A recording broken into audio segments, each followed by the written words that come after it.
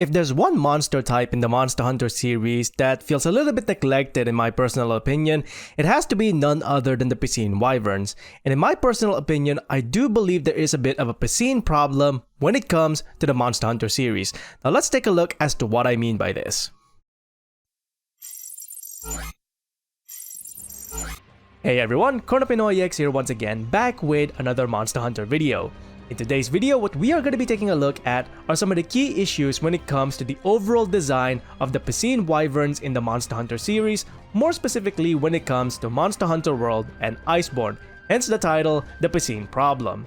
Now in this video, what we are going to be taking a look at are the key issues when it comes to Piscine Wyverns in terms of their overall design, and what Capcom can do in order to improve them, either as future DLC update when it comes to Monster Hunter World Iceborne, or in future Monster Hunter games. Now if you enjoyed these videos, please consider leaving a like on the video itself and subscribing to the channel so you can go ahead and catch up on any content that I might be doing in future. Now let's go ahead and take a look at some of the Piscine problems in the Monster Hunter series.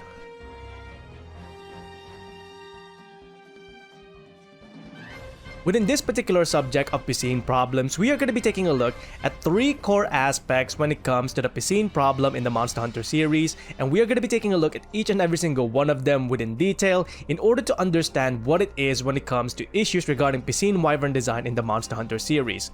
The three main subjects that we are going to be looking at are the difficulties of the Piscine Wyverns overall, their overall physical appearances, and finally, their combat capabilities. Within these three subjects, you'll kind of realize that there is genuinely an issue when it comes to the overall design of Piscine Wyverns, especially when you take a look at them within the 5th generation with Monster Hunter World and Iceborne. So hopefully it gives you an idea as to what the main issue is when it comes to Piscine Wyverns in terms of their overall design in the Monster Hunter series, and hopefully you have a better understanding as to what Capcom could potentially do in future Monster Hunter games in order to further improve them when it comes to the entire Monster Hunter series.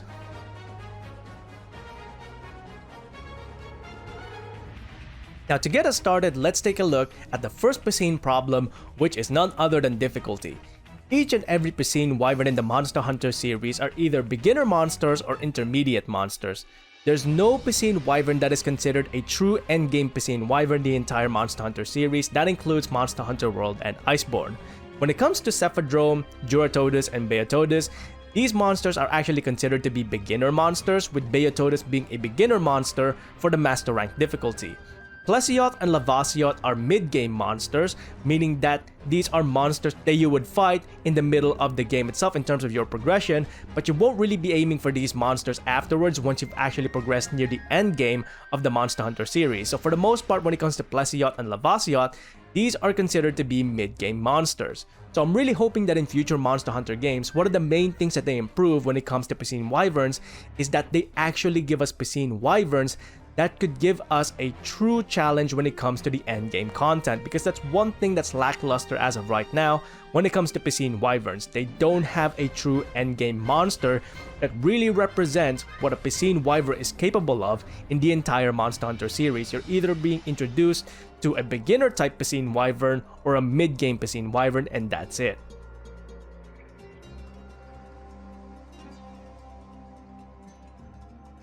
The second Piscine problem when it comes to the Monster Hunter series mostly revolves around the monsters in Monster Hunter World and Iceborne, and that is in regards to their overall physical appearance and general anatomy. When it comes to Piscine Wyverns, the most unique Piscine Wyvern as of right now is none other than the Plesioth itself, hands down. And this is due to the fact that when it comes to the Plesioth in terms of design, Capcom was actually trying to approach a flying monster, so a flying wyvern, and putting marine aesthetics to it, so the fish-like aesthetics that we see on the Plesioth as of right now. So this gave the Plesioth its really unique design. However, when it comes to Monster Hunter World Iceborne with Duratodus, Beotodus, and the Lavasiot, each and every single one of these monsters, they look almost alike, with Beotodus having a slight edge when it comes to its overall appearance, thanks to its nose that looks like a sword. Now, in terms of Lavasiot and Duratodus, this is pretty much the one that I dislike the most in terms of design, simply because of the fact that when it comes to Duratodus, Duratodus literally looks like a palette swap of a Lavasiot with different abilities. And for the most part, even though they are not variants or subspecies of one another, they look almost exactly alike. Literally, the only way to differentiate them is by their color, and that's it. So hopefully in future Monster Hunter games, we get to see more unique looking Piscine Wyverns similar to that of Plesioth, rather than having the exact same design when it comes to Lavasioth, Duratodus, and Beotodus. Again, Beotodus is the most unique looking one as of right now thanks to its nose. But overall, its anatomy, its general appearance, its fish-like aesthetics, they're exactly the same as that of Duratodus as well as Lavasioth. So hopefully, we get to see more unique Piscine Wyverns in future Monster Hunter games.